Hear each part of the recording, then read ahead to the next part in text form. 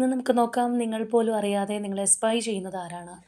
ആർക്കാണ് ഈ ഒരു സമയം നിങ്ങളെക്കുറിച്ച് കൂടുതൽ അറിയാനായിട്ട് താല്പര്യമുള്ളതെന്ന്?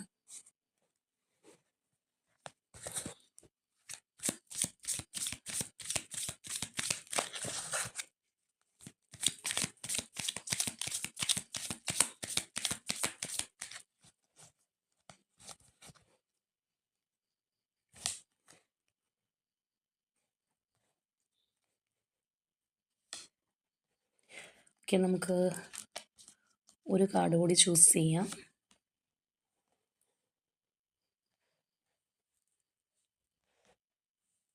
കറൻ്റ്ലി വളരെ സ്ട്രെസ്ഫുള്ളായിട്ടുള്ള സാഹചര്യത്തിലൂടെ പോകുന്ന ഒരു പേഴ്സണെയാണ് നമുക്ക് കാണാൻ കഴിയുന്നത്. മാത്രമല്ല ഈ ഒരു വ്യക്തിയായിട്ട് ഒരുപക്ഷേ നിങ്ങൾ നോ കോൺടാക്റ്റിലായിരിക്കാം. അല്ലാന്നുണ്ടെങ്കിൽ അത്രയധികം ഒരു അടുപ്പം ഇവർ പ്രത്യക്ഷത്തിൽ കാണിക്കുന്നുണ്ടാവില്ല. ഒരു ബൗണ്ടറി സെറ്റ് ചെയ്ത് നിൽക്കുന്നത് പോലെ നിങ്ങൾക്ക് ഫീൽ ചെയ്തേക്കാം. പക്ഷേ മാനസികമായിട്ട് ഈ ഒരു പേഴ്സൺ നിങ്ങളുടെ കാര്യങ്ങൾ അറിയാനായിട്ട് വളരെയധികം താല്പര്യപ്പെടുന്നുണ്ട്. അവർക്ക് ഈ ഒരു കണക്ഷൻ ബാലൻസ് ചെയ്ത് കൊണ്ടുപോയാൽ കൊള്ളാം എന്നുള്ളൊരു ആഗ്രഹമുണ്ട്. അല്ലെങ്കിൽ കുറച്ചും കൂടി ഈ ഒരു റിലേഷൻഷിപ്പിലേക്ക് ഇൻവെസ്റ്റ് ചെയ്യാനുള്ളൊരു ആഗ്രഹമുണ്ട്. അതിന് മുന്നോടിയായിട്ടായിരിക്കണം ഈ ഒരു പേഴ്സൺ നിങ്ങളെക്കുറിച്ച് കൂടുതൽ മനസ്സിലാക്കാനായിട്ട് ശ്രമിക്കുന്നത്.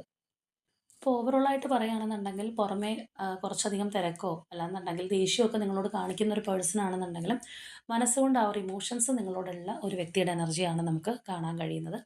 അപ്പോൾ തീർച്ചയായിട്ടും നിങ്ങളുടെ ലൈഫിൽ ഇതുപോലെയുള്ള ഒരു പേഴ്സൺ ഉണ്ടെന്നുണ്ടെങ്കിൽ കമൻറ്റ് ചെയ്യുക. അതുപോലെ തന്നെ ഈ ഒരു വ്യക്തി പുറമേ കാണിക്കുന്ന അകൽച്ച മാറി അവരുടെ യഥാർത്ഥ മനസ്സോടുകൂടി നിങ്ങളിലേക്ക് തിരിച്ചു വരാൻ ആഗ്രഹിക്കുന്നുണ്ടെങ്കിൽ ഏഞ്ചൽ നമ്പർ 1112 കമൻറ്റ് ചെയ്യുക. യൂണിവേഴ്സിനോട് നന്ദി അറിയിക്കുക.